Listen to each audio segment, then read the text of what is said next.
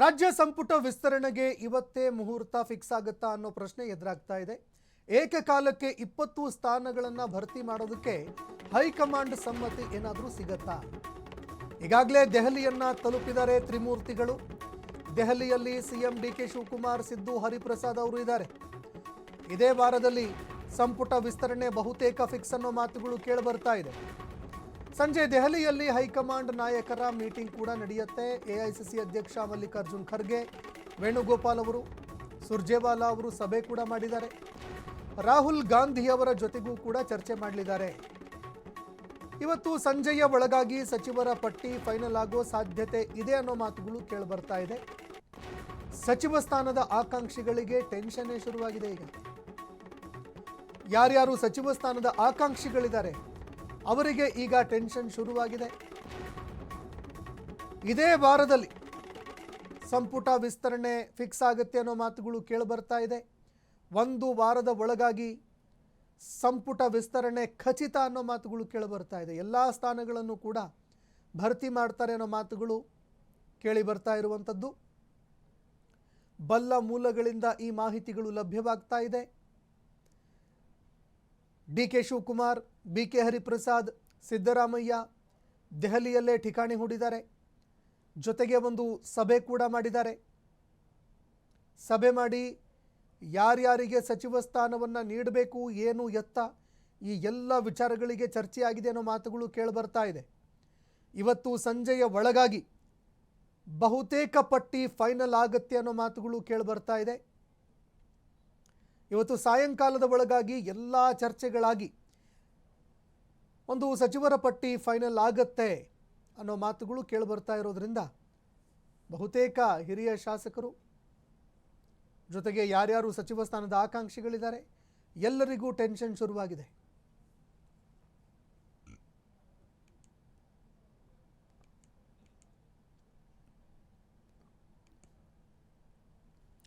ಇನ್ನು DK Shivakumar, B K Hariprasad ಹಾಗೂ ಸಿದ್ದರಾಮಯ್ಯ ಮೂವರು ದೆಹಲಿಯಲ್ಲೇ ಇದ್ದಾರೆ ಅನ್ನೋ ಮಾತುಗಳು ಕೇಳಿಬರ್ತಾ ಇದೆ. ಸಂಪುಟ ವಿಸ್ತರಣೆ ಬಗ್ಗೆ ತಮ್ಮ ನಾಯಕರ ಜೊತೆಯಲ್ಲಿ ಮಾತುಕತೆ ನಡೆಸ್ತಾ ಇದ್ದಾರೆ. ಅದರ ಜೊತೆಗೆ ತಾವು ಕೂಡ ಸಭೆ ಮಾಡಿ ಪಟ್ಟಿಯನ್ನು ಫೈನಲ್ ಮಾಡ್ತಾರೆ ಅನ್ನೋ ಮಾತುಗಳು ಕೇಳಿಬರ್ತಾ ಇದೆ. ಈ ಬಗ್ಗೆ ಮತ್ತಷ್ಟು ಮಾಹಿತಿ ಕೊಡ್ತಾರೆ ಪ್ರತಿನಿಧಿ ಮಾರುತಿ, ಫೋನ್ ಸಂಪರ್ಕದಲ್ಲಿ ಜಾಯ್ನ್ ಆಗಿದ್ದಾರೆ. ಮಾರುತಿ, ಸಚಿವ ಸಂಪುಟ ಕೊನೆಗೂ ವಿಸ್ತರಣೆ ಆಗತ್ತೆ ಅನ್ನೋ ಮಾಹಿತಿಗಳು ಲಭ್ಯವಾಗ್ತಾ ಇದೆ. ಏನೇನೆಲ್ಲ ನಡೀತಾ ಇದೆ ದೆಹಲಿ ಮಟ್ಟದಲ್ಲಿ, ಈ ಬಗ್ಗೆ ಮತ್ತಷ್ಟು ಮಾಹಿತಿ ಕೊಡೋದಾದ್ರೆ? ಸಂತೋಷ್, ಇವತ್ತು ಸಚಿವ ಸ್ಥಾನದ ವಿಸ್ತರಣೆ ಬಗ್ಗೆ ಹೈಕಮಾಂಡ್ ಮಟ್ಟದಲ್ಲಿ ಒಂದು 50 ಮೀಟಿಂಗ್ ಅನ್ನ ಹಮ್ಮಿಕೊಂಡಿರೋದು. ಈಗಾಗಲೇ ರಾಜ್ಯ ನಾಯಕರಾದಂತಹ ಸಿಎಂ ಡಿಕೆ ಶಿ ಅವರು ಮತ್ತು ಕೆಪಿಸಿಸಿ ಅಧ್ಯಕ್ಷರಾದಂತಹ ಬಿಕೆ ಹರಿಪ್ರಸಾದ್, ಅದೇ ರೀತಿ ಮಾಜಿ ಸಿಎಂ ಆಗಿರುವಂತಹ ಸಿದ್ದರಾಮಯ್ಯ ಅವರು ಈಗಾಗಲೇ ದೆಹಲಿಯನ್ನ ತಲುಪಿರುವಂತದ್ದು.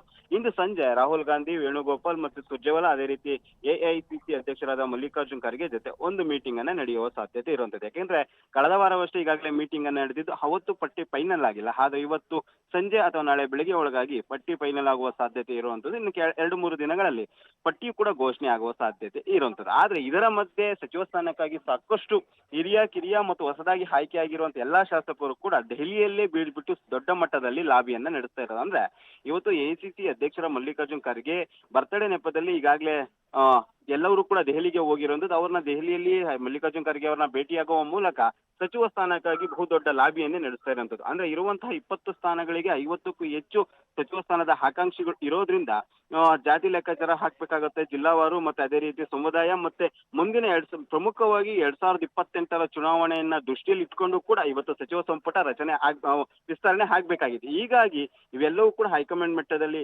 ಇರುವಂತದ್ದು. ಇನ್ನೊಂದ್ ಕಡೆ ಹೈಕಮಾಂಡ್ ಮಟ್ಟದಲ್ಲೂ ಕೂಡ ಒಂದು ಪಟ್ಟಿಯನ್ನ ರಾಹುಲ್ ಗಾಂಧಿ ಅವರು ತಯಾರಿಯನ್ನ ನಡೆಸಿರುವಂತದ್ದು. ಅವರು ಕೂಡ ತಮ್ಮ ಏಜೆನ್ಸಿ, ತಮಗೆ ಬೇಕಾದಂತ ಏಜೆನ್ಸಿಗಳು ಮತ್ತೆ ತಮ್ಮ ಲೆಕ್ಕಾಚಾರದ ಆಧಾರದ ಮೇಲೆ ಒಂದು ಪಟ್ಟಿಯನ್ನ ರೆಡಿ ಮಾಡಿದ್ದಾರೆ. ಇನ್ನೊಂದ್ ಕಡೆ ರಾಜ್ಯ ನಾಯಕರಿಗೂ ಕೂಡ 3 ನಾಯಕರು ಕೂಡ ತಮ್ಮ ಒಂದು ಪಟ್ಟಿಯನ್ನ ತೆಗೆದುಕೊಂಡು ಹೈಕಮಾಂಡ್ ಮಟ್ಟಕ್ಕೆ ಹೋಗಿರುವಂತದ್ದು. ಇವತ್ತು ಎಲ್ಲಾ ಪಟ್ಟಿಯಲ್ಲೂ ಕೂಡ ಲೆಕ್ಕಾಚಾರಗಳು ಹಾಕ್ತವೆ. ಈಗಾಗಲೇ 60-40 ಅಂದ್ರೆ ಹೊಸಬರಿಗೆ 60% ಮತ್ತು ಹಳಬರಿಗೆ 40% ಅನುಪಾತದಲ್ಲಿ ಸಚಿವ ಸ್ಥಾನ ಕೊಡಬೇಕು ಅಂತ ಲೆಕ್ಕಾಚಾರ ಇದೆ.